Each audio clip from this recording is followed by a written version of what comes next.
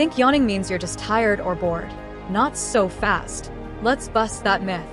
Sure, yawning can happen when we're sleepy, but that's not the full story. Research shows yawning actually helps cool down our brains. When our brain's temperature rises, a good yawn brings in fresh air and helps regulate that heat. It's like a natural air conditioner for your mind. And that contagious part? Seeing or even hearing a yawn can make us yawn too. It's because our brains are wired to empathize. Yawning spreads like a reflex.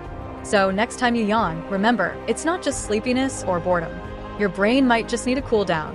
Hit that like if you learned something new, and stay tuned for more myth busting.